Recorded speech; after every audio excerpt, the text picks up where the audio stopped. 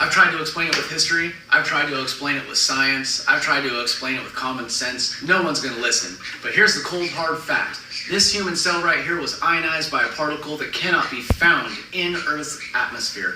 It's not in Earth's magnetosphere at all. It is only found outside of Earth's magnetosphere, and only the world's leading particle physicist from GSI, Marco Durante, can create such a particle.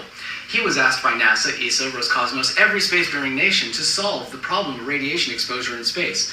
And what he did was he took one of those particles they made with projected data they gave him, and he shot it into this cell. And this cell was ionized instantly.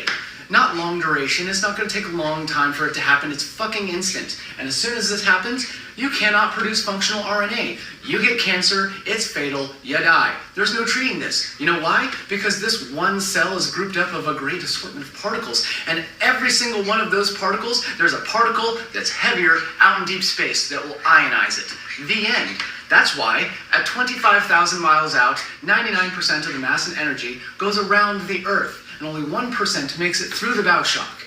And that 1%, from all of the electromagnetic reconnection that happens within Earth's magnetic fields because of the Earth's magnetosphere, from the neutral point to the plasmasphere to the magnetosheath, that 1% only filters and gives us 1% of that 1% at 6,250 miles when the atmosphere starts, and that ionosphere pushes that 1% of the 1% down onto us. That's why passive shielding, why Apollo only went 230 miles up, why Artemis is only going 230 miles up, why the International Space Station and all spacefaring nations stop 230 miles up, because 1% makes it through all the electromagnetic reconnection points in those bands and comes into Earth's atmosphere. So that's 100%. 1%. Now 1% of that 1% is what the International Space Station is exposed to. They never see these particles. They never experience the radiation that's outside of Earth's 6,250 mile barrier.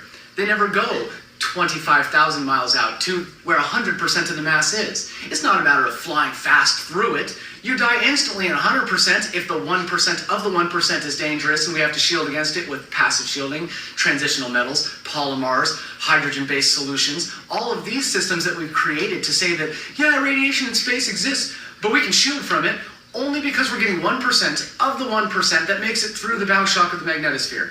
This is what happens if you don't, and this is why no one else in the world will even attempt it. Showstopper. The end. You can't go to the moon. This is why. Showstopper.